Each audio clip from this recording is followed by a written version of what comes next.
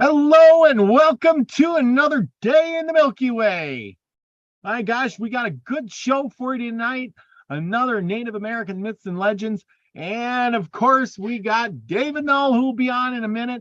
He just got done with the stream and he's probably grabbing that wonderful cup of coffee and sitting down and gathering his thoughts because tonight is going to be a very interesting evening as we welcome him back from a hiatus of not a good nature, considering he was in the hospital. And I know you're all looking forward to seeing him again because he has been down and out, but he is better and he's up and ready to go. And we are thankful that he is alive and well. Thank you, David, for coming on tonight. I know we got everybody coming in the house. Yes, Teresa's in the house. Teresa Danton, thank you for coming. Thank you for all the updates on Discord about David and stuff like that, and keeping us all posted. Lucky Smith, thank you for coming. The Milky Way Soul Tribe is prospering. I am prospering. We are all prospering together. And he says, thank you, Milky Way Soul Tribe. Thank you, David Null. And thank you, Robert V. Can you hear me now? Yes, I can hear you now. Oh, I've had to reset this thing because we haven't had a good. Anyway, hi. Let me get the camera going.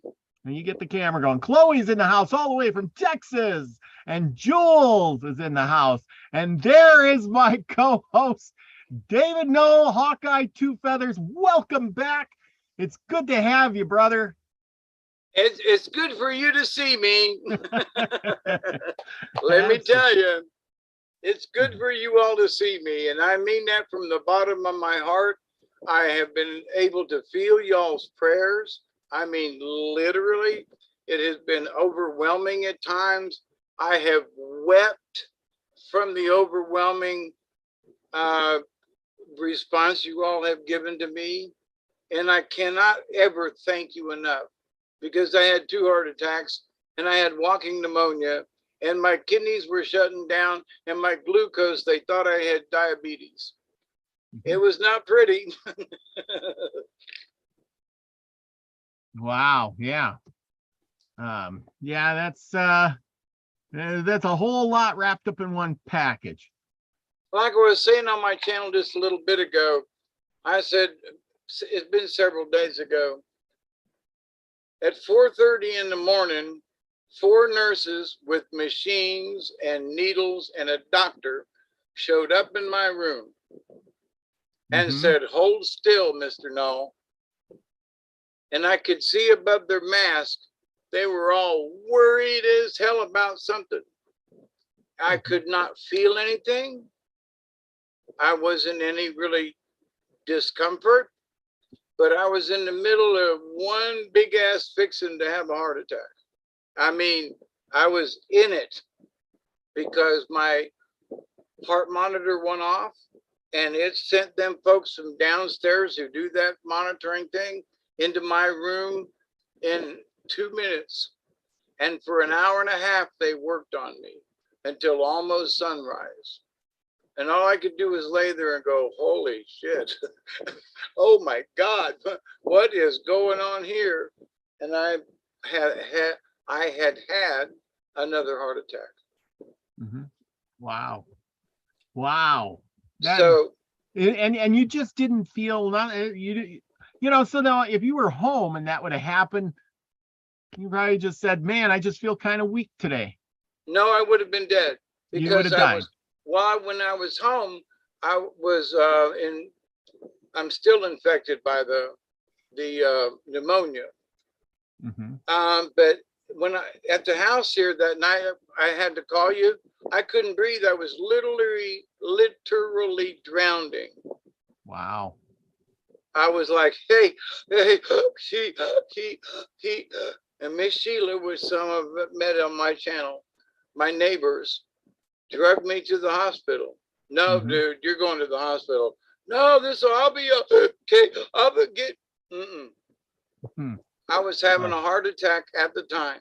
Wow. And I was drowning in my own phlegm, whatever.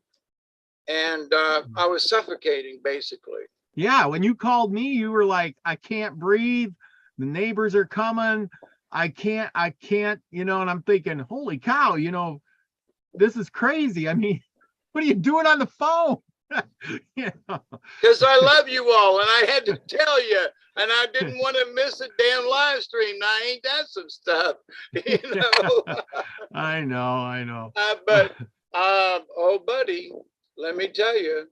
So I've got a lot of stuff over these in the future that I'd like to tell some folks, and some of it's about health. There are people who are just, that's okay, but you're 20 pounds overweight. And I have I used to weigh 250. I'm 175. They took a heart echo is what they call it.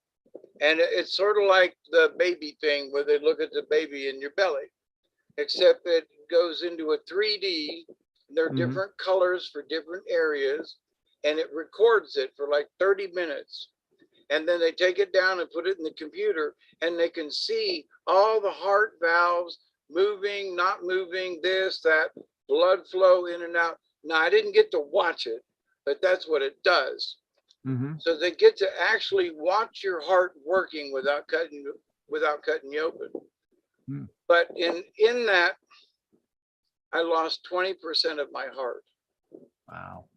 20% of the function of my heart, which the particular area that I lost it does 60% of the work. Wow. So the 60% of the work is the body still wants it, but 40% of the muscles to do it. Wow. So I'm here to tell you folks, seriously, when they do the commercials about it's a silent killer, I didn't hear a thing except the nurses and the doctors and the whirring of the machines. Yeah. My heart's like, it's like right there. I had my hand, not a thing, didn't feel a thing, but stuff was happening. Wow. That's so interesting. There are folks in the universe, and part of my mission after going through this is to maybe help some folks who just don't think it matters. Because I thought I was in good health. I've cut back on all my stuff. I've been paddling with Duggar and stuff. I thought it was okay. I blamed it on old age.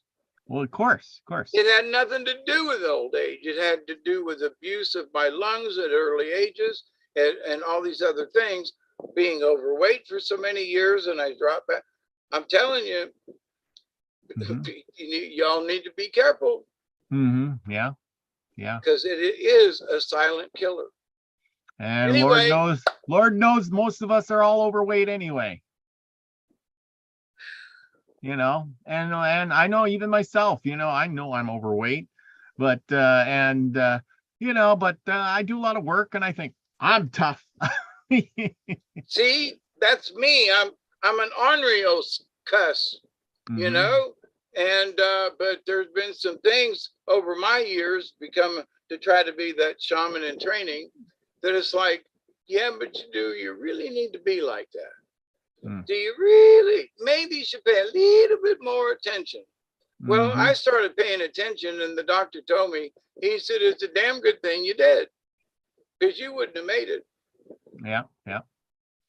And now the fact that the creator has left me with 40% to work with, I mean, think about that. Somebody takes 20% of your earnings and you ain't got but 40% left.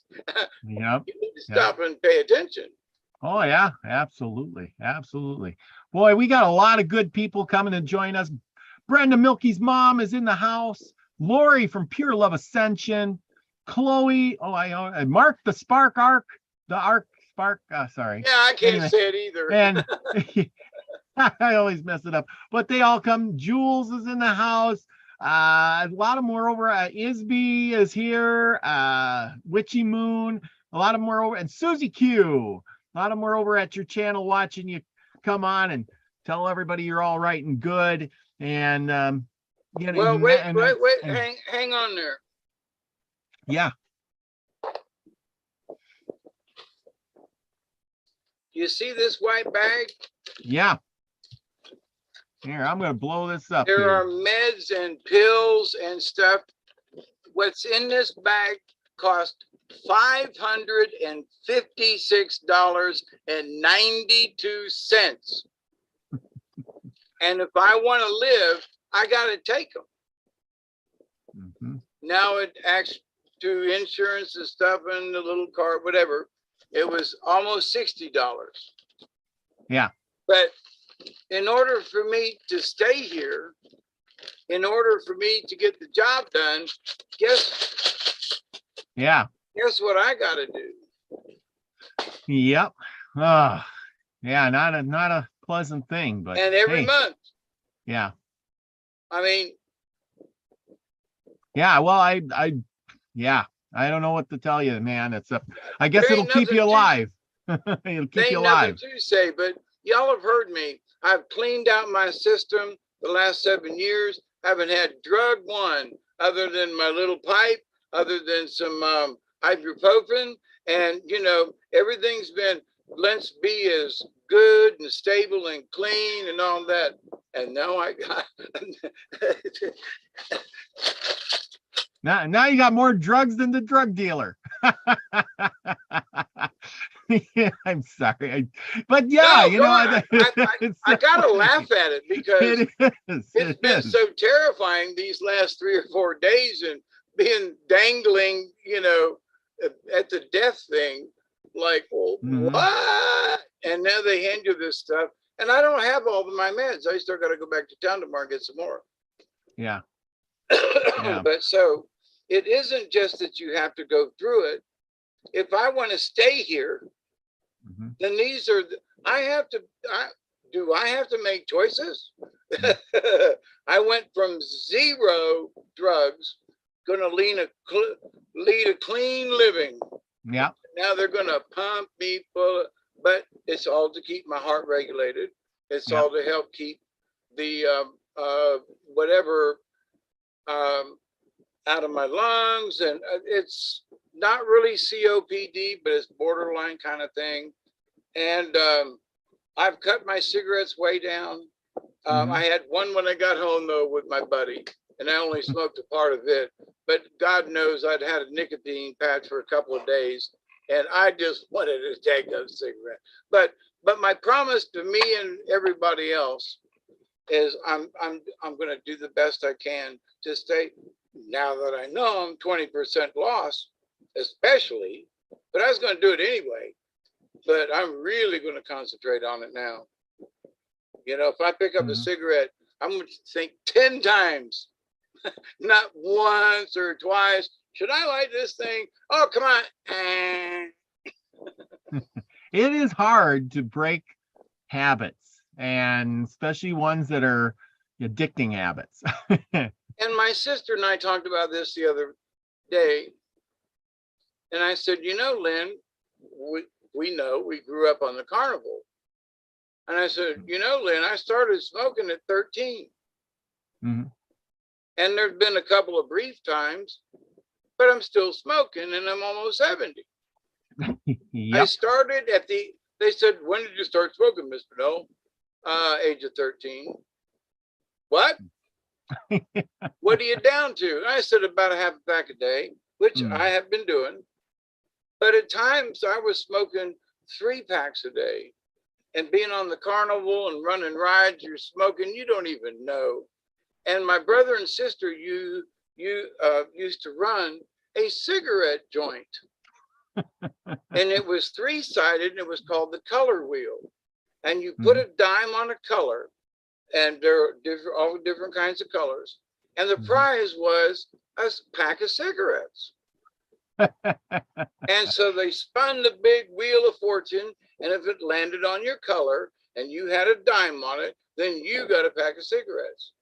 And so the whole thing was cigarettes. Cigarettes, yeah. And they Boy, made a killing. that wouldn't fly nowadays. No, you couldn't do it. But I mean, cigarettes were so cheap back then. But most of them were unfiltered. Oh, you lost your camera.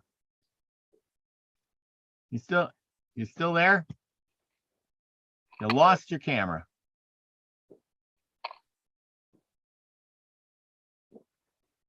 Lori from Pure Love Ascension says, wow, 13. Wow, your lungs don't fully mature until your late teens. Oh boy.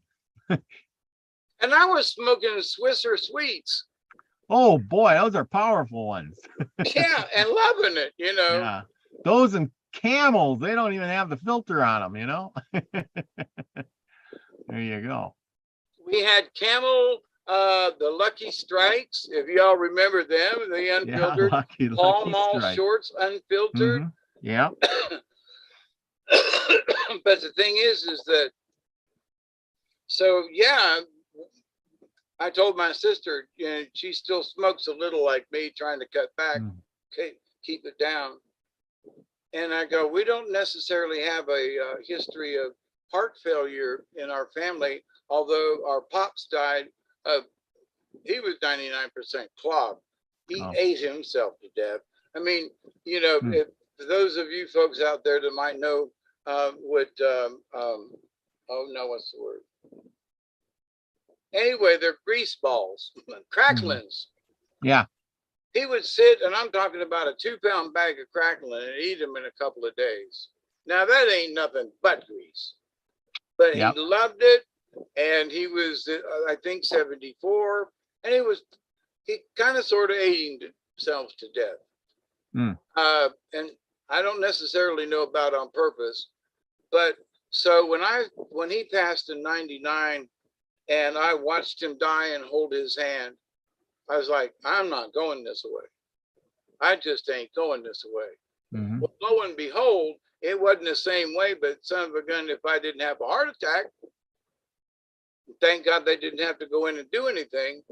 But so even watching him in a coma for 3 months and the effect that it had on me and my change of life and my attitude and everything, and it kind of sort of started me on a shaman's path too. But then to end up in the hospital with not the same, but with a heart attack and having lost 40%. So, but anyway, if you think that you're getting away with it, if you think you're fooling yourself, I've fooled myself for 70 damn years. Don't fool yourself, because it hurts. You hear me? And the answer is death. Wow. I'm sorry. Was so that you went? No. I tell you what, you're not the only one here. The answer's death. Yeah, Courtney sounds like me. Full pack by 13, 3 to 4 packs a day by my 20s. Holy good grief, Courtney. Jeez. Did you ever put the cigarette down? We used to light them. As the one went out, we'd light the next one. Oh my goodness. Courtney? I bet you know that. And Witchy Moon says I've cut from 2 to 3 packs to a half a pack. Keep going. I want to stay here. My heart attack was at 43. I still don't quit, but it's going out the door. I want this. Wow. Witchy Moon, you can do it. We got confidence in you. You can do it. And 43, holy cow, you're young. Right. Yeah. And there, that was one of the things I found out. It was like, you know, Mr. Null, you've done quite well for your age. Yeah. There are people, you know, well, Brian was much younger than me and he died. Yeah. Here's the Turian Sun started at 15. He's tried to quit several times. Let's see. He says she could inhale it in 3 drags. Oh my goodness. Now I'm lighting a cigarette. Now, is this ironic or stupid? Maybe a little bit of both. Yes. Well, you know, that's the thing. You people can do it. You know, cigarettes are addicting. I don't smoke. My dad did. He smoked a pipe for the longest time. Now he rolls his own. He really, you know, but he always smoked a pipe. When I was a kid, he had pipes laying all over and smoked a pipe, and he had that ashtray with all the tobacco stuff in it, but he smoked a pipe. He still smokes. Still drinks. This might look like a joint to some folks, but it's just a home rolled cigarette with tobacco. Yeah. Yeah. Teresa says even cheaper financially. Oh my gosh, $10 a pack. Now the ones I have are about gee. $3.50 a pack, and that was one reason why I decided a half of, is part of how much money do you have and costs and so forth. So I said, if I smoke more than a half a pack, yeah, then I'm cutting into my own, it costs enough, regardless of the smoking. But but anyway, well, and see, here's the thing, we back to the Native American myths and legends stuff. Really, we watched how many myths or things and history parts where we did shows on the smoke in the pipe, and they smoked it for reasons of togetherness. They didn't sit around smoking that pipe all damn day. No, it's for the prayers to go into the heavens, for Great Spirit to hear the prayers. And then somebody took it, commercialized it, packaged it, put it out to you, and they're making a ton of money off of you, and then you're dying off. They're getting you one way or the other. I mean, really, if that was the case, you should have that tobacco and smoke it, and for whatever reasons you got to smoke it, but it wasn't that there was never an intention to sit there and smoke the thing every day, all day long. That's right. Now I've talked about her before at a powwow in Tullahoma, Tennessee. And she's like 88, 90 years old, little tiny thing. And she looked frail, but she could whoop your butt, let me tell you. And she did fine beadwork. And I've talked about this on my channel. And she didn't even have to look at the beads, and she could bead. She had been doing it for so long. But she was a chain smoker of non-filtered Camel. And I mean, she smoked 4 or 5 packs a day. Yeah. And she was like, I should be dead. And she's sitting there and lights another one, But, I've made my thing with Great Spirit and, and blah, blah, blah. And she said, I'm making excuses for something I shouldn't do. Yeah, that's what people do. Remember, we all live a lot of times in denial. And that's the biggest thing. People make excuses like, I stubbed my toe, I got to have a cigarette. Well, that's just an excuse. You live in denial, you should quit. Here, Brenda says, Brian was 36 when he had his first heart attack and died from sudden cardiac death at 47. Too young. Yes. Wait, say that. I can't see the chat. Brian was 36 when he had his first heart attack and died of sudden cardiac death at 47. Too young. So he had his first heart. Brenda, did Brian smoke? I don't know if Brian smoked. Yeah, but we were both like, it'd be nice to. But Miss Brenda, thank you so much for our phone call the other day. My friend was there and heard the compassion and the love in your heart and how you came across to me. And I will always cherish that. I wish I could play some of it back for you all, but you have given me a strength that I'd kind of sort of lost, Miss Brenda. And y'all pray for Miss Brenda. She is absolutely wonderful. She was beside my bed praying for me, and I could hear her. I said this on the other channel, but Miss Brenda, since you're here, I'm gonna wonderful job. And Brian was there as well. Yes. And yeah, speaking of that, you told me that yes, he did smoke, yes, but he did quit. Oh wow. Okay. You said that you had some visions and things, and Brian was there. I want the full story, man. I gotta have the full story. Well, I didn't want to interrupt the myths and legends, but here's something. No. We're more happy that you're here. You're the legend. But as for me and my shaman journey, it's very much related to not necessarily myths and legends, but to the real deal. Yes. To the real spiritual connection, to the real universe. I mean,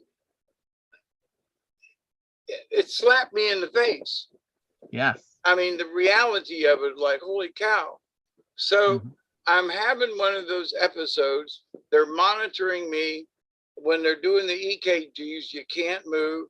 They got blood pressure on you. They've got they're checking your oxygen level. So and I'm a gazillion wires and tubes, and all you can do is just lie still, which is what I was doing. Mm-hmm. And the doctors and the nurse were being a real pain and just left me in the room. Just left the room. And when that happened, as I'm laying in the bed, I have astral projected many times over the many years, and this was different. Mm-hmm. Everything was just white. It didn't glow. Everything was just white. And I could hear Miss Brenda, but my granny was there. And she was glowing and being her ascended self, because she was one of the kindest persons.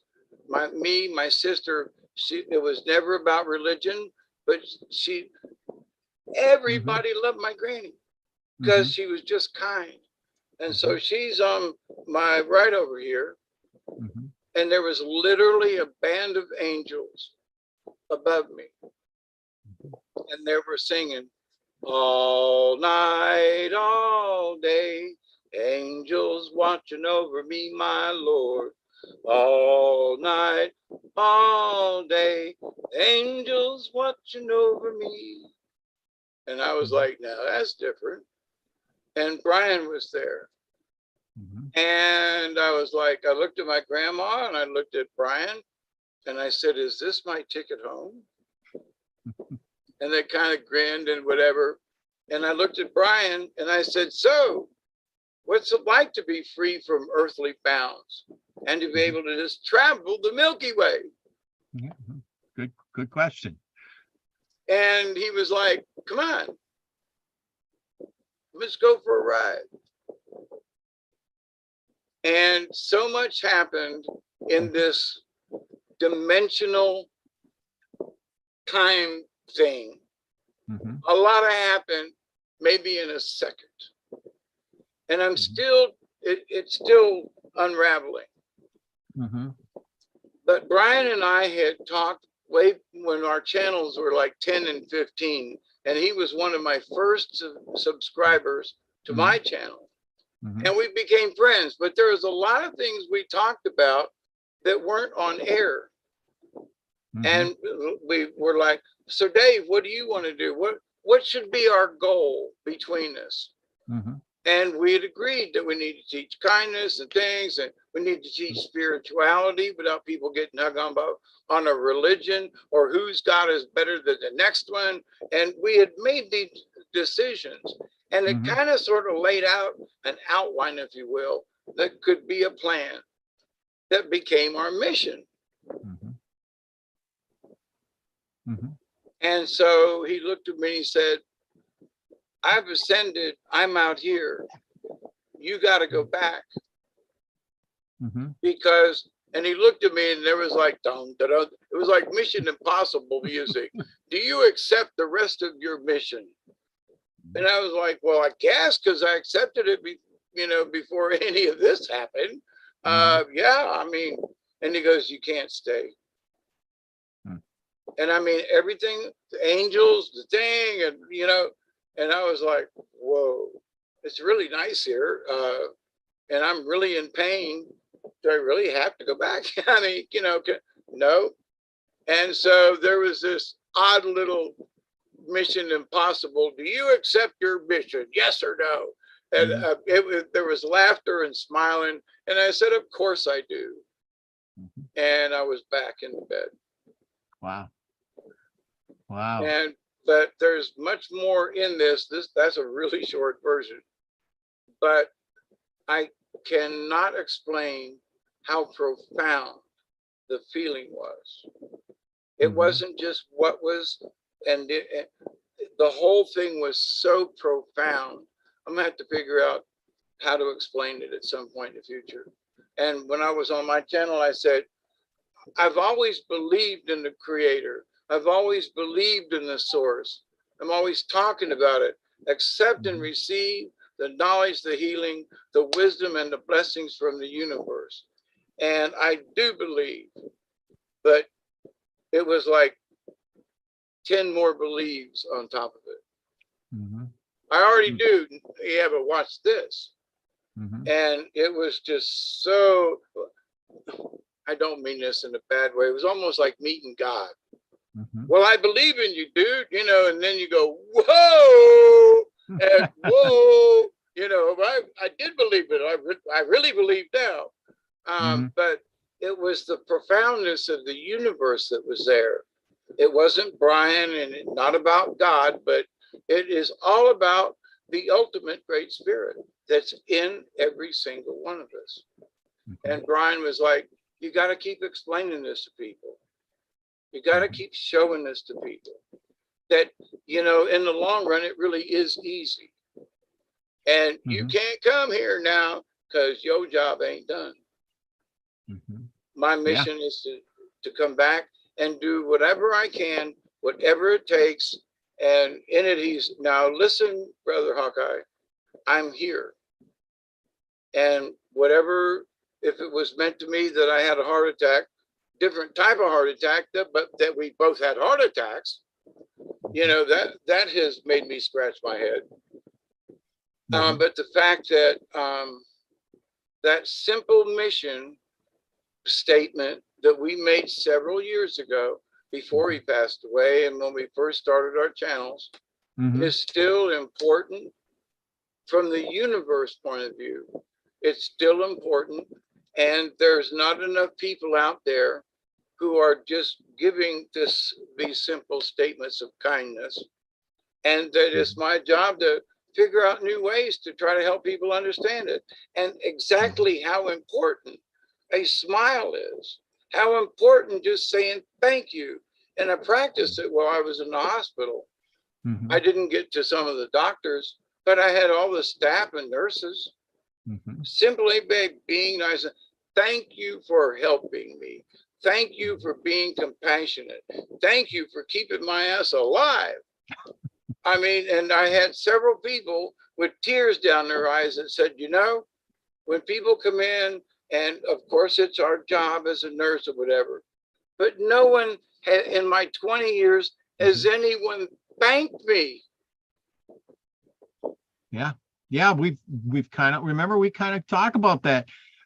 You know, go out, see your neighbor, wave, a simple smile, you know, hey, how you doing? And go a long way. People, with the way the world's work, with the social networks and things like that, they've forgotten how to interact with other people. And I'm kind of one of those people. I've been told, I go to the grocery store and stuff, and I still focus on the stuff that's going by and whatever. I don't talk to people or wave as much as I probably should have, and I'm bad at that, you know. And because we're afraid to. We have been taught to be afraid of it. Yeah, and mind your own business kind of stuff, right. You know. Well, and the COVID thing and everything. And I mean, I talked with several nurses. I mean, you know, they're drawing blood and we're having conversations. You know, they're taking, well, I have to be quiet during the blood pressure test and the EEG, but setting up and afterwards and blah, blah, blah. And I realized that humanity is not dead. No. Black ladies, white ladies, big ladies, short ladies, tall men, short men, black men, you know, Asian men. When I got a chance to get a little closer than just thank you, they all were like, yeah, we do need more of that. Yeah. And you know me, I'm going to start a conversation. Yeah. So the humanity is the same. It's just fell asleep. It's in fear. And fear too. Yeah. Because here's the thing, and I live in the South. I told this to Miss Brenda. I said I'd made this statement. I was like, nurse had been there, and I said, I want to tell you, thank you, darling. And as soon as I said the word darling, my political correctness kicked in. And I said, I'm sorry. I mean, she goes, honey, that's all right. Which is exactly, I called her darling. She said, honey, it's okay. we're from the South. And I went, thank you, Jesus. There are still people that aren't afraid to say, thank you, darling, huh? Hey, cutie, how you doing? And so, and they were black women, white women, just, I mean, you know, but so, and I was just, I didn't even know it was coming out of my mouth because I'm from the South. And, but they were doing it too. So I'm like, but, and me and this one lady, beautiful braids. And she stopped. I think she was taking blood. I can't remember, but anyway, it was like 4 a.m. And we're having this chat about, you know, how people are afraid to just say thank you anymore, or just smile.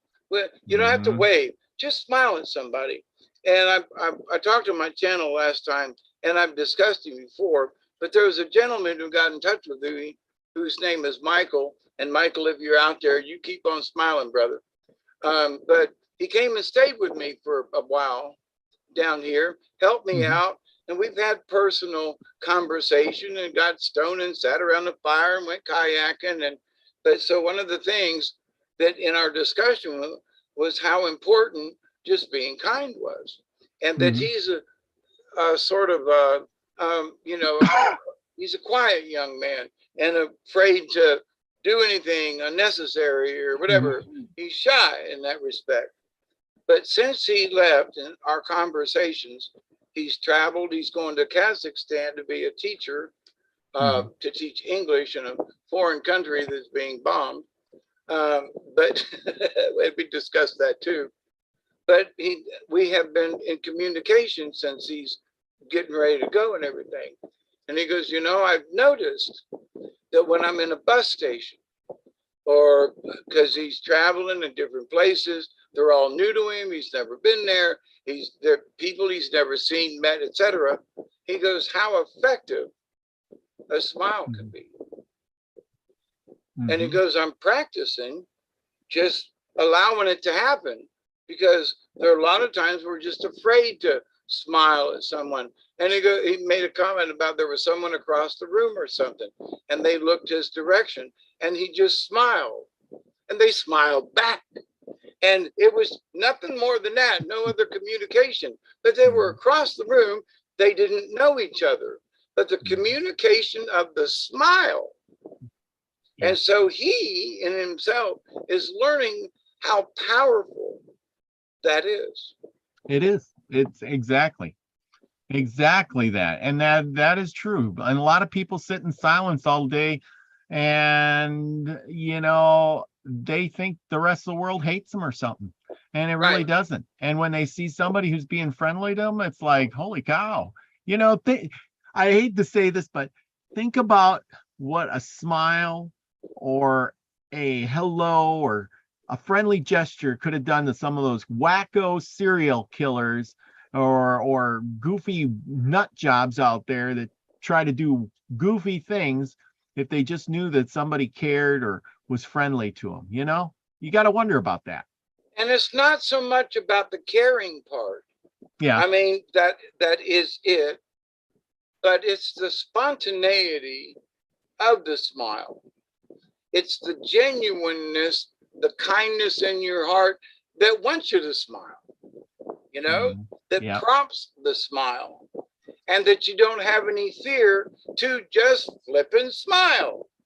You don't have to go over to them. You don't have to start a conversation. You don't have to go out of your way. All you got to do is smile. Yeah, but that's what I'm saying. How much could that change the world? You know, that's what I'm saying. You know, the guy makes another decision. You know, my dear friend is traveling around, and he's writing me back going, oh my God, oh my God, this really works. And it's profound when you smile just just to smile, and somebody across the room that you don't know burst out in a smile in response. Think about the kinetic and energy and the psychic and the universe and that got the two of you together just to smile. Yeah. Yeah. It's But enormous. but this is so funny. We all smile at each other, so smiling like this is a showing of affection or friendliness or whatever. And And lucky, happiness and yeah. joy. So this is funny. Lucky Smith says it's weird that humans smile at each other. This I'm going to put this into a joke. Sorry, Lucky. Go ahead. They smile Go at ahead. each other to be friendly, not other animals like dogs, gorillas, monkeys, bears. The bears their teeth and it's aggressive act. But geez, Lucky, my dogs, they wag their tail and smell each other's butts. I don't think that'd be so friendly for us. Gorillas like monkeys, they throw poop at each other to, here I'll throw some poop at you. That's a friendly sign, kind of. I don't think that'd work for us. But monkeys do grin. Yeah. My dog Duggar grins when he's happy. I think they do. He's sad. I mean, I've been around animals and worked with a wildlife rehab center for years, and you can tell when an animal is happy or disgruntled, and but heck yeah, they smile. Now, one of the things somebody, that long-standing question: do fish smile? That I do not know. But to keep it with Native American stuff, I know my experience, but the connection with Brian and my grandmother during this thing, the overwhelming experience that was just kept pushing on me, not in a hurt way, but just how important it is that we need to start, we need to quit being afraid, because these last 2 years, now they're starting with the monkeypox we're all going to die from. Oh, jeez. And 2 months ago, it was 1 or 2 cases. Well, it's part of the agenda of them guys. And should we be scared? Listen, you've heard me talk about the virus and the this and that. They poked me twice to make sure I didn't have it. Nanny, nanny, boo, boo. I didn't have it. Nobody made me wear a mask except the oxygen mask while I was in the hospital or in my room. So now here's the other side of this coin. There were some doctors and nurses that they wore gloves and stuff, but they would actually touch you without gloves. Oh my goodness. And then they're on the other side of this. I mean, they had racks of gloves outside my room. Before they came in, they squeezed the stuff and put it on their hands, and they picked which size and put gloves on. Every single time, whether they touched me or not. Because one lady, she goes, "Oh, I forgot my glove." And all she was going to do was push a button. Oh, boy. She said no, and she wrapped her hand with the glove and pushed the button to turn it on. And it was to raise my head on the bed. Oh, boy. So afraid to touch anything. Even I looked at her and I said, "You got to have a glove for that?" I was just amazed. Well, touching things, and you may have touched it, but I don't have it. You done tested me twice. Yeah. I don't have it. So why are you afraid of something I ain't got? Yeah, see, that's kind of what it boils down to. I try to learn the future from the past. Right. That seems to be my goal in life. And the thing is like they said about the Indians, how they got the smallpox. That was a big thing. Me and Cortney talked about it last week when and how the one tribe, the Mandans, had 1,600 people, and after the smallpox came, their tribe was down to 31. I mean, every family member and friend and relative they had was dead and gone. Now that's something to be afraid of. But yet, and when I read other stuff, literally, if somebody went into a tribe, from another Indian tribe, they'd be like, "Oh my gosh, you got the sickness here," and they'd run away screaming like, then they were afraid because they knew it would come and literally kill everybody. And nowadays it's like, I got a cough. oh my God. They're doing the same effect for a lesser thing, like this monkey pox thing, right? It's like chicken pox or something. It's not going to kill you more than likely, but it's going to give you lesions all over your skin, and you're probably going to not look so pretty. And guess what? They're going after the kids. Yes. They're going after the kids. Yeah, the kids. And now in part of my journey out there, it was like monkeypox bullshit. Yeah. And I went, yeah, I agree. No, Brian was like, no, monkeypox bullshit. They are bringing it to us on purpose. Mm-hmm. Literally. And if y'all ain't figured it out by now, but they poked me 2 separate times. They checked me for coronas, and I had pneumonia, not coronavirus. Yeah. So, and I've never worn a mask. I've never, and there are family members of mine who've been vaccinated twice who all got sick with the virus. Mm-hmm. Here's old Dave, me contrary. And so there are sometimes the idea of, take this vaccination. Here, let me know. That is not the answer. But if somebody says your blood pressure is high, you might should pay attention. I mean, it's like the one doctor told me, and as much as I didn't like him, a couple of his remarks were right on the money. He said, so you went 7 years without taking any medication. He goes, does that include your blood pressure medicine? I said, yeah, kind of, sort of. But I cut my weight down, I watched what I eat, and I was doing it naturally. He said, so much for that, huh? Sometimes modern medicine will keep you from having a heart attack. So what was your blood pressure? 258 over 198.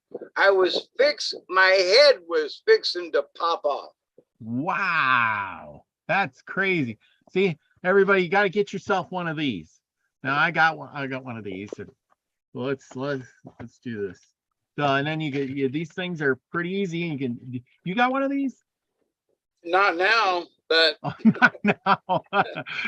not now, but you didn't used to use it. Yeah, these things are pretty easy. Let's see. The little thing tells you all your stuff. Let's put it on. Let's try it. We'll get the thing here. I hope I'm doing it right. I'm not a doctor, people. I'm not a doctor.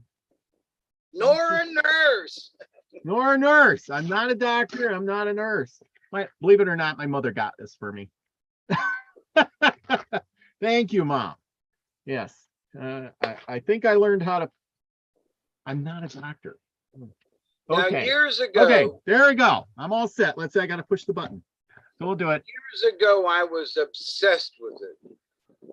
And then with all the medicines, it gave me seizures. It made me feel bad. I gave up on the whole thing and went the shaman road.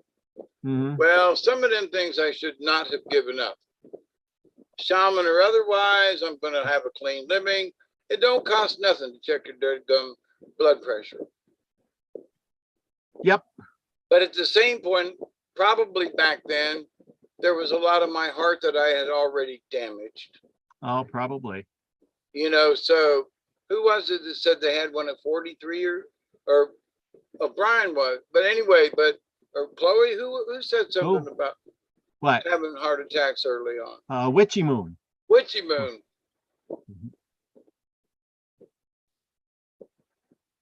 While I was in there, it seemed like a month, but it was only a week. All right, I'm done. Let's see. Oh, well, I'm catching right up to you.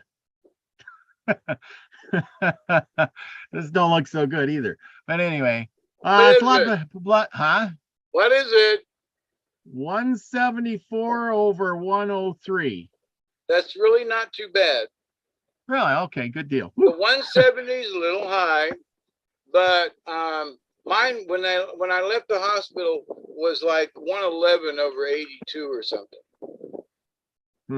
So All from the right. fact that I was 258 over 198 and Yeah, ready to literally pop a vein, uh, you know, but I do, as far as a clean living, I stay away from greases. I don't eat a lot of salt. They had me on a low sodium diet, and I'm like, this stuff tastes like crap. Come on, you couldn't have sprinkled 1 or 2 grains on my potatoes, you know. But I'm like, but I don't eat salt. good. And Good night, Brenda, Milky's mom. Thank you for coming. good night. She's Love you much. Yes. Thank you for So coming. She is such a nice lady. I appreciate her very much. She's very supportive, and I know she's supportive. And you know, she's more like supportive for you. I mean, what would we do without her? I had never talked to her one-on-one before. Mm-hmm. And our conversation the other day, I will always be blessed by our conversation. And Brian was kind of hanging out, but I will always be blessed by our conversation. Mm-hmm. And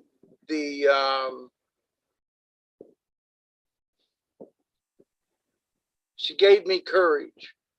Mm-hmm. And I didn't know I needed it. But she has given me courage with Brian and this whole, but because my personal journey with shaman is to stay away from ego, is to be a humble being. And there are times when I've questioned whether or not I'm doing a good job. Mm-hmm. Well, I've been told through this experience is that, and Brian told me, he said, you just got to quit that shit, Dave. I mean, it was just that way. And mm-hmm. He goes, because you're worrying about something, and by worrying about something, by not being humble enough, or not, are you worried about your ego catching up with you? I'm not allowing me to be me. I'm actually shutting my own self down. And he goes, you just got to stop doing that. And I understood, because I had been kind of sort of shutting down. And it was a big lesson, like, no, you got to complete the mission we started. Mm-hmm. And so here I am, y'all. I'm here for as long as I can make it happen, And my prayer to everybody, from myself to you all, is I pray that I will stay and finish this fight. Now, there are stuff that can come in and other things happen. But as far as giving in or quitting or turning in the towel, that ain't happening. Do I know what's in the future? Not a bit. But I know I'm here to face it, and I'm going to face it with all y'all. That's right. We are going to learn this together. That's right. You're here for some reason, and maybe you're here to teach. You already know that, and maybe that's what you got to do. Step up to the plate and start doing more teaching. Right. Yeah. Right. That's the thing. You got it all up here. You just got to get it out there. Well, it's not in here, but I agree with you. It's in here. Okay, in there. Yes, in the whole thing. He showed me that. It is the thoughts to convey the message, but the feeling is in here. Mm-hmm. And I'm like, whoa, that's interesting. So there's a lot of stuff I'm gonna have to figure out how to get this out. It's all good. It really is. It's all good. And one of the things he told me is people need to quit worrying about things like monkeypox, because I had listened to it on the news that morning. And while on our little journey, it was like, I heard monkeypox and he went, bullshit. You know what? It's terrible that you have to almost die off to go visit Brian. But well, now I've had visions and visits and stuff, but this is different, because I really was having heart attacks. I really was close to death. This ain't no joke. And it's not that I had to go there to have this, but I did have to go there to have this. Mm-hmm. Yeah. Damn it. Yeah.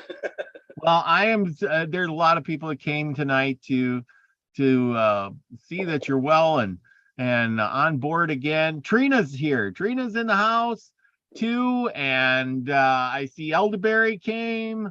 Let's see who else came here in the late that I missed here, but anyway, they came too to see that you're well and healthy and all this other good stuff. Now, I know that our topics are supposed to be, legends and so forth, but in my shaman journey and in what we have learned over this last year of doing shows is how spiritual things are.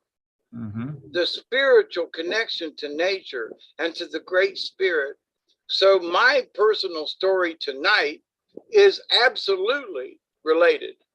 Absolutely. Some of you folks that might listen to this might think Dave's just talking about himself. Now, I'm talking about my experience.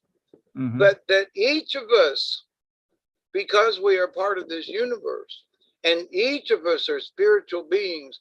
I mean, that's what yes, personal experience, but that's what needs to be heard. Mm-hmm.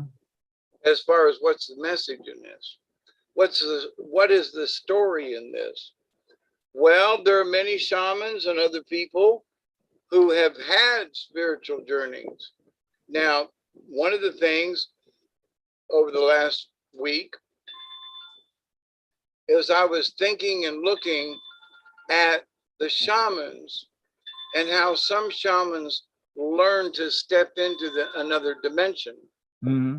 And how through prayer and and everything. And as I'm there hanging out, I was like, now, is this what it's like? Not to die or whatever, but to step into another realm while I am still alive and in the bed, Mm-hmm. So it's this dimensional thing, which is absolutely related to native stuff. Mm-hmm.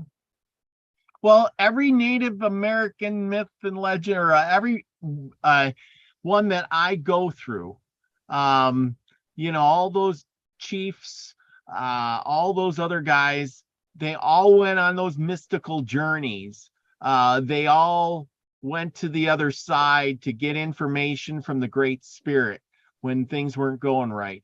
They want, remember Crazy Horse had the visions. I was going to read about Pontiac tonight, and he went to the spirit world to have visions too about what to do. What do I do? What's going on here? And I thought that was a good one too, because he went there and, and the Great Spirit, told him, hey, you gotta quit this stuff out. This is the beginning of when the white man was coming. And next week we'll really go into Pontiac and how what happened to him. But the thing was, he went to the Great Spirit, and the Great Spirit said, hey, I gave you everything you need. I gave you animals so you could use their skins for clothing. I gave you rocks to make spears, tips, and stuff, hammers and axes and things like that. I gave you the antlers of the deer so you could make knives and whatever else. You have all the land as far as the eye can see, and the animals to hunt. I gave you seeds for to grow food and corn and all these things. You have everything you need. But then the white man came, and you took his muskets and his metal knives and his clothes and and he went on his pots and his pans. And until, if you want my help, you gotta toss that stuff and go back, and then I'll help you out. But guess what? They didn't. They didn't go back. He didn't throw his stuff down and say, okay, we're all gonna get together and unite, throw our white man stuff away, and then the Great Spirit will come. No, they kept it. And the Great Spirit never came and helped them, obviously. Well, and also too, and I don't think the natives understood it, but what took place is that Creator gave them everything they needed. Mm-hmm. And they didn't know they didn't have enough until the white man showed up. Mm-hmm. Yeah. And it was like, what? And I talked to folks in the powwows I've been to, vendors with plastic tents. And I say, and I've asked many of them, I say, so how do you explain this? Oh, Chief Wampum, you know, you're talking about native stuff and you got a plastic tent. And he goes, look, if plastic tents had been available back then, the natives would have used them. Yeah. But at the same time, because of the convenience and other things, and some of them understand it, and I see their point. If it had been there, we'd have used it. But didn't Creator already give you what you needed? Mm-hmm. So yeah, we would have used it. You showed up, but they forgot that they already had enough. Yeah. Well, and then the question is why do I do this show? Why is it that I look into history? Why do we, look into what did the Indians do, and well, how does that relate to now? I've had people ask me that. What's the point? And I said, because the plan or the program has never changed. It might have been with the Indians back then, but now it's with us. And instead of saying you got enough, now you got to have a cell phone, and you got to have a big screen TV, and you got to have all those medicines. And sure, some of those medicines will help you stay alive, but then a lot of the other ones keep getting you addicted. Hey, I need something to sleep. Well, now I'm sleeping too much. I need something to stay awake. Now I don't have enough energy. Oh, well, here's something for the energy. Well, now I'm getting fat. Well, here's something to get you unfat. You know what I'm saying? Pretty soon you're taking this bag full of pills so you can be who you want to be. But did you need that all before, or could you have just made simple choices? Did you need the Twinkie when you could have just ate some bread and honey? Did you need the to go and get that cinnamon? I don't know. The Twizzlers. Did you need Twizzlers, or could you have been happy just eating a carrot? Yeah, you know what I'm saying. And in the old days, for that, they used to chew on sugar cane. Yeah, exactly. If you wanted a sweet, you'd see people would strip of sugar cane just to munching on it, and that was the Twizzler. Yeah. And they made homemade little hard candies. Yeah, out of maple syrup, because that's what they had. And maple cane trees. syrup and sweet potatoes. I mean, they had their own little rock candies. Yes. And the thing is you didn't munch out on those rock candies. That was a treat. You got a little rock candy and it was like, that was a little good, but it wasn't like that was in season every day, or, hey, I got a whole bag full and I just sit there, and munch them all down in a night. Right. You savored the flavor of this little tiny piece of rock, and you tried your best to make it last as long as possible. I mean, exactly. I remember. Yeah. And as a Boy Scout years ago, we were on a hike, and we're doing our thing, trying to get merit badges and all. And one of these, we'd taken our canteens. I mean, we're 12 and 13 years old. We're little kids. We're trying to learn. And one of the scoutmasters, I had like a quart and a half of water and another canteen. And it was like a 2-mile hike. And I was just a huffing, drinking water, ran out of water before I got to the turnaround point. So now I drank way too much water. And now I'm kind of waterlogged, but I'm thirsty. It's hot. It's this and it's that. And now I turned around and we're walking, to finish the hike. And a bunch of us, we're like passing out from thirst. And the old guy says, here. And he gives us each a penny. he said, suck on this. Mm-hmm. And miraculously, I really wanted to like gulp some water down, but what I learned all those years ago is that actually all I needed was a sip. Yes. And in life, there are times when people are gulping it down, when actually you can still have it, you can still enjoy it, but take it in sips so you can enjoy it longer. Yeah, yeah, exactly. So everything is, guess what? It's the big gulp. What do they want you to do? They want you to gulp it down. Mm-hmm. They don't call it the mini sip or something, you know what I mean? Yeah. I mean, look at when you go to the thing and you get the big the big giant the big thing gulp. The big gulp of soda. Do you really need that big a gulp of soda? Come on, and then you drink it down and you wonder, how did I get so big and heavy? What happened to me? How come my heart feels weird? Yeah. And sometimes you don't feel it. And but it does, all that does affect you. Now, I have been prompted to do a particular, it's a card, but I'm just going to pull it out of the book, okay? Oh, yeah. You missed out last week. I had this. Remember I went on vacation?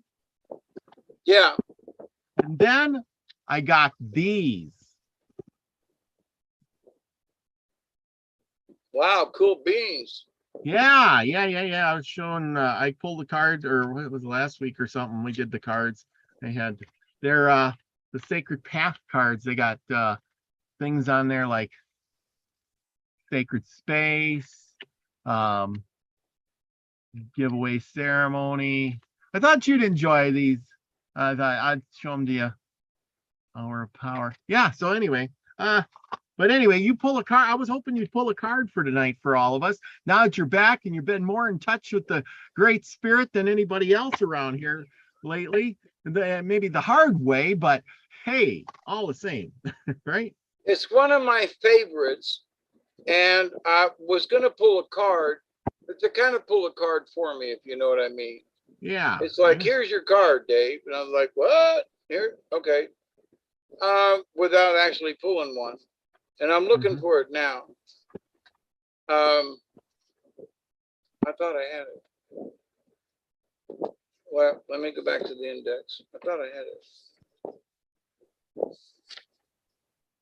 There were certain things during my quietness, and with as much pain and trouble, and you have to hold still. So of all my 50 plus years of learning how to do meditation and practicing, and it took every ounce of strength to be able to do that. Now, in that, a lot of stuff going through my head, experiencing things. And now, before I went in the hospital, there was a deer in my front yard. I mean, like right over there in the front yard, not in the woods, not up the hill, in the yard, which is like, they probably do it all the time, but I hadn't seen it. But I couldn't help but the deer card. So I'm going to remind everybody because it's really important. The deer is gentleness. So I've been talking about kindness. Kindness, yes.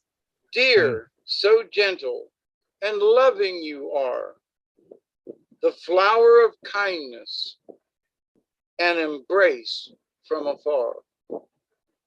One day, Fawn heard the Great Spirit calling to her from the top of Sacred Mountain.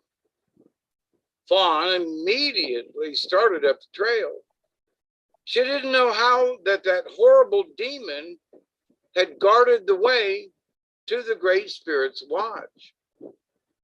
The demon was trying to keep all of the beings on the earth and all from creation from connecting to the Great Spirit. He wanted all of Great Spirit's creatures to feel that Creator didn't want to be disturbed. This demon, he would make the demon feel powerful and capable of causing them to fear him. Now, Fawn was not at all frightened when she came upon the demon. This was curious, as the demon was the archetype of all of the ugly monsters that have ever been. The demon breathed fire and smoke and made disgusting sounds to frighten the fawn. Any normal creature would have fled or died on the spot from fright. Fawn, however, said gently to the demon, "Please let me pass. I'm on my way to see Great Spirit." Fawn's eyes were so filled with love and compassion for this oversized bully of a demon. The demon was astounded by Fawn's lack of fear. No matter how he tried, he could not frighten Fawn because her love had penetrated his hardened, ugly heart. Much to the demon's dismay, his rock-hard heart began to melt, and his body shrank to the size of a walnut. Fawn's persistent love and gentleness had caused the meltdown of the demon. Due to the gentleness and caring that Fawn embodied, the pathway is now clear for all creatures to get to Great Spirit. Children to reach the sacred mountain without having to feel the demons of fear blocking their way.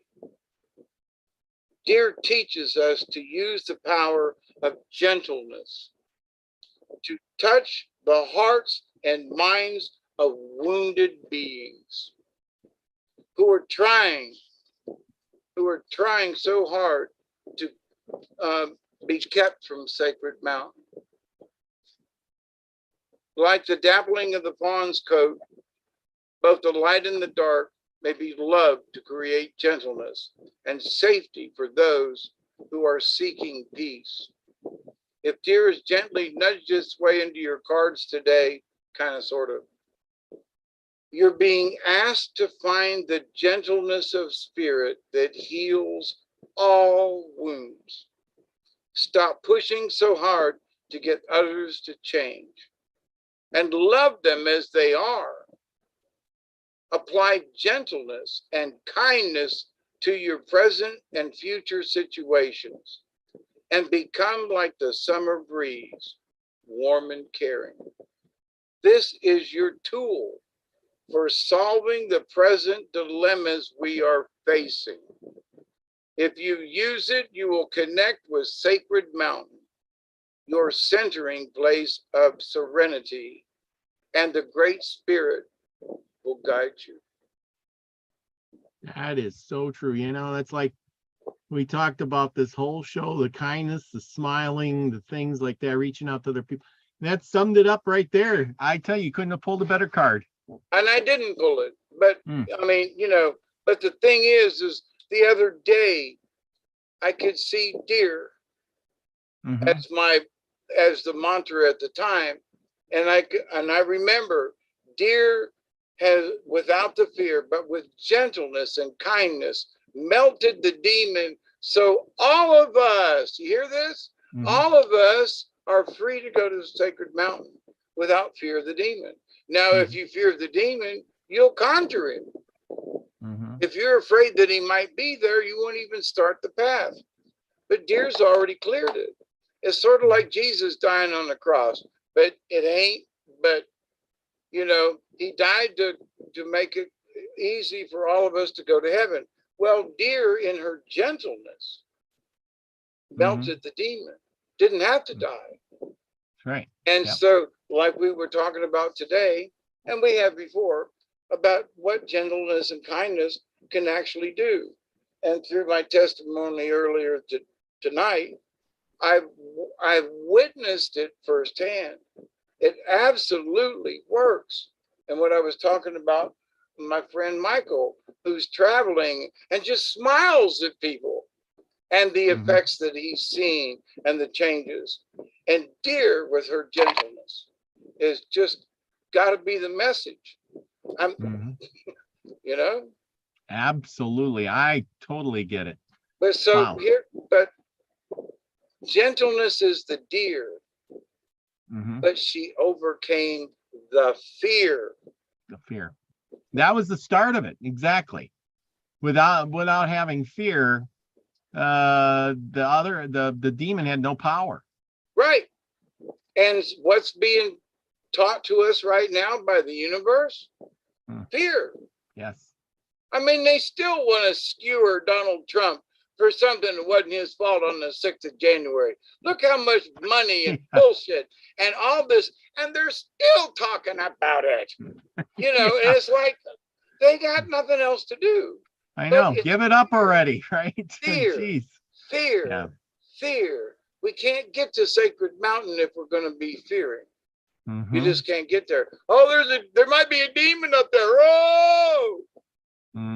But Deer walks up and down the path all the time without fear, with gentleness and kindness. And absolutely. And for me, especially after this last thing, we pulled the Deer card several times. And every time I read it and every time I feel it, I go, wow, and every time I read it, I go, wow, again. And now when I read it tonight, there was even a more profound feeling within me, having had my experience, and like, holy crap. Because I know we fear things that we don't know. It's human nature. But for Deer to just say, I'm going up the hill. I'm just going up the hill. Yeah. Just taking a hike, just walking around. Yeah. I totally agree. Amazing. Now that doesn't mean we shouldn't be cautious. Well, Deer was cautious, but she just didn't have any fear. Right. So there are folks that would go, well, what if there's a snake? Or we got to be careful. There's stuff in the universe.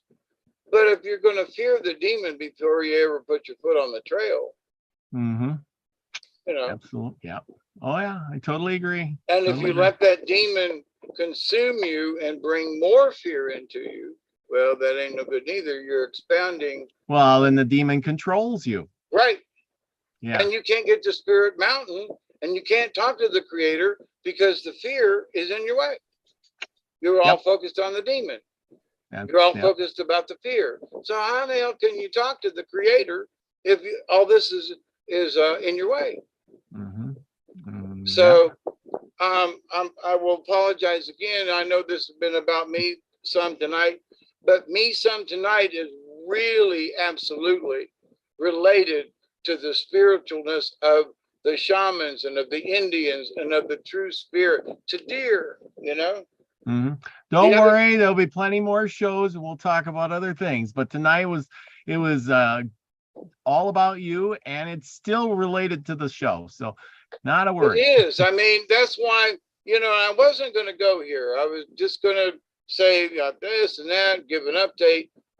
But as I was, as this evening has evolved, it really is part of what we've all been talking about, because through every myth or a legend, there are lessons learned.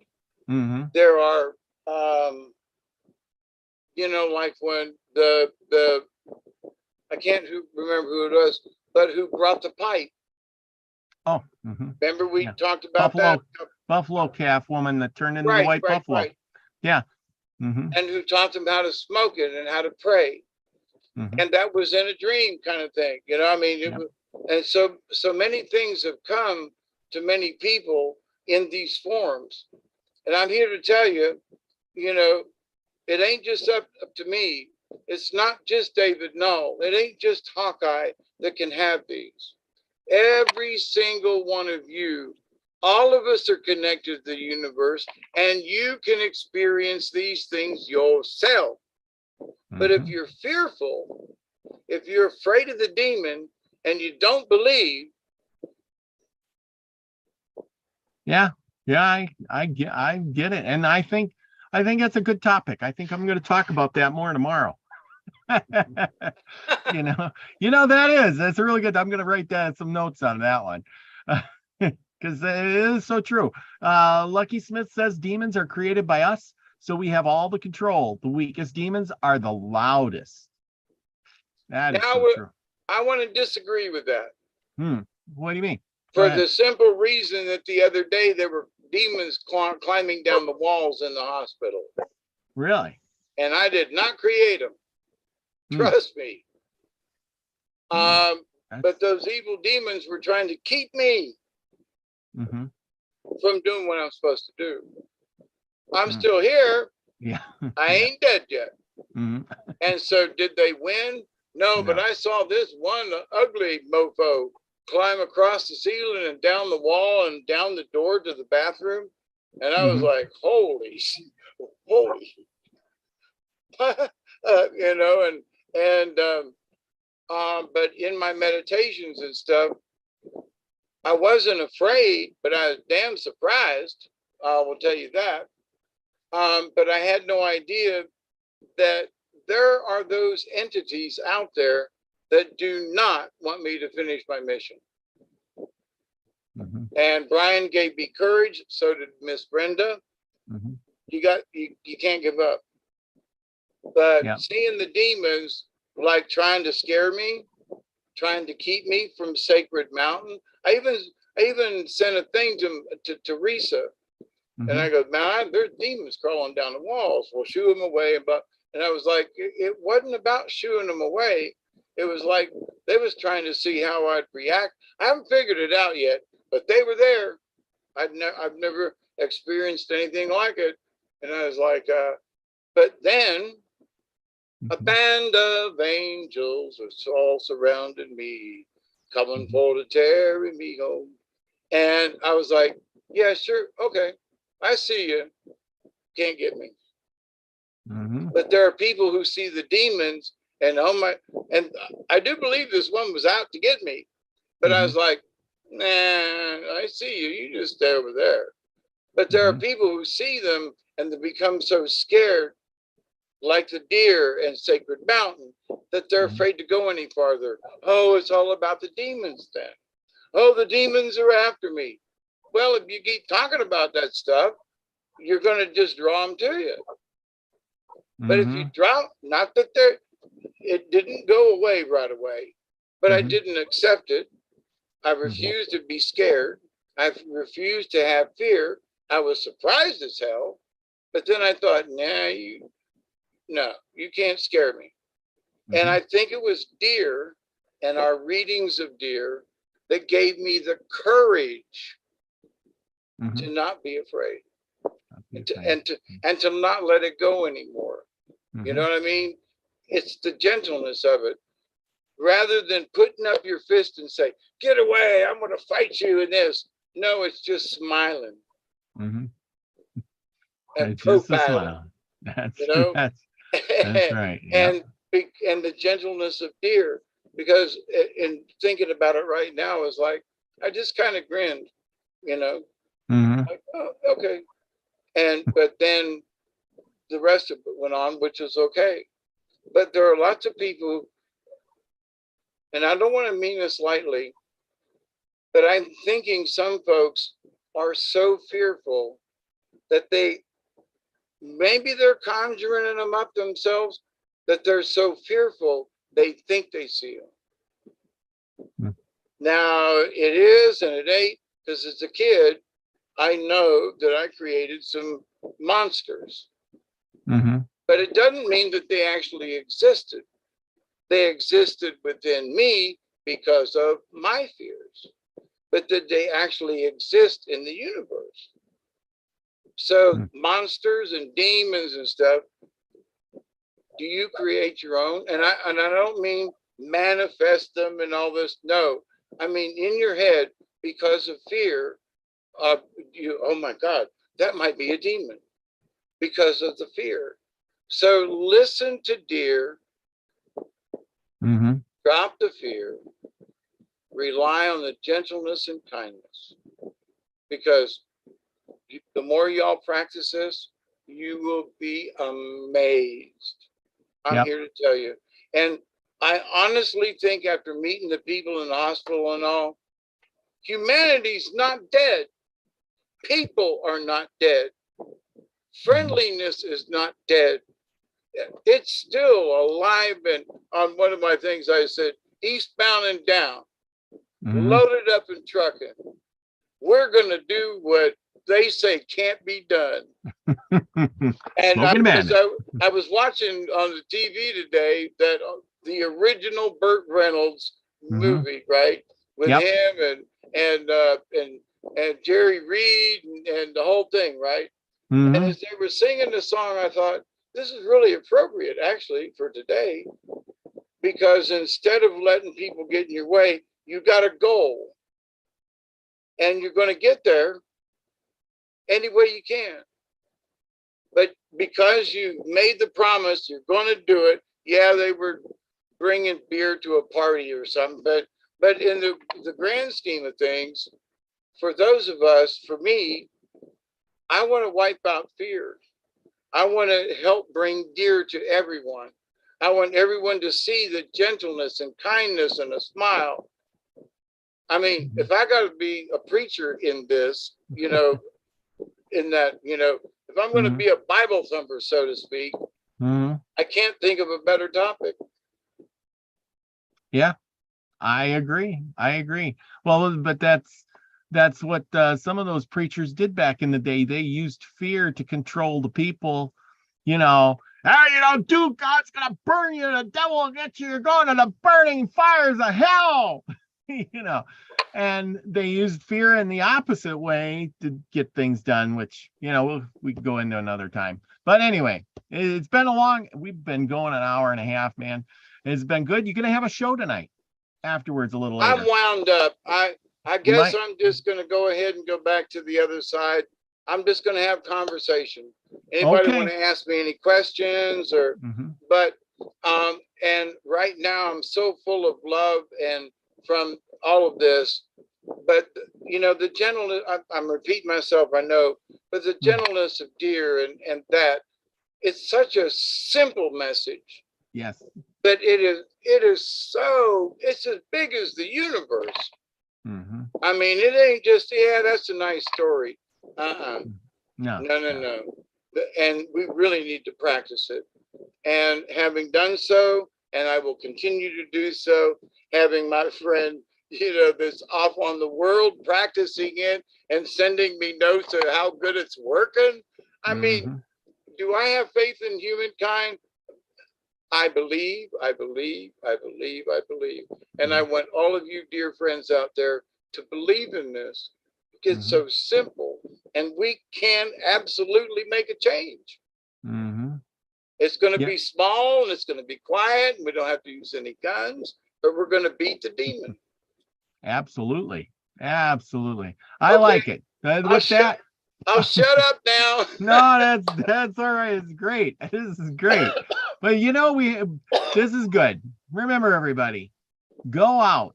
Remember, smile at your neighbor, smile at somebody, see what happens. Report back to us. Send me an email. Send David an email. The link is in the description below. Go out and try it. Let's see how it works. Let's make the world go around. And you don't have to go out of your way. That's right. I mean, try it from across the room. Yeah. I mean, literally, there was years ago, I know I'm yakking again, but there were things about how to expand your psychic energy. And it was like a paper back in the 60s, okay? And it was how if you go into a theater and you stare at the back of someone's head, they will turn around and look at you in your eye. Now, think about that. So if you can just, for no reason, but they turn around and look at you, and people, folks know about this, and don't got to be in a theater, but that was the expression. So if you can get somebody to turn around, just look at the back of their head. But if they turn around and you're smiling, so that's proof that that energy exists, and that you literally can communicate with another human being simply by looking at their head with a good intention, hopefully. And then so they turn around and they smile. What a happy day. Wait a minute, who is that kook back there? Just smile away. And that's it. No other intention, just smile and wave. Now that's going to mess up their day. The world needs more of that. It needs more of that. Yes, thank you, Robert. If y'all practice it, type in, let us know, because I am getting feedback from Michael and a couple of other people on this subject, and it's amazing to me, because I practice it all the time. But it's amazing to me how they're using it in their way and the results they're getting. That's right. We want to know your results, what experiences you had from this. Did somebody, after you smile at them, did they come and speak to you? Did you get a conversation? Did they just smile back and walk away? Did they wave? Yeah. Email me, email David. Let us know what happened. We got open ears. Go ahead. I got one little short story.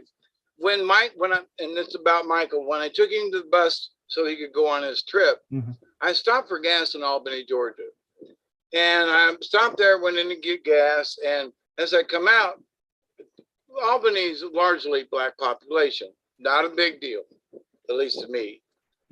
But so I'm walking to put gas in my truck, and I hear this, "Hey, Willie." And I was like, what the hell? And many of folks have said I look like Willie Nelson when my hair is down, right? And so it's, "Hey, Willie, sing me a song."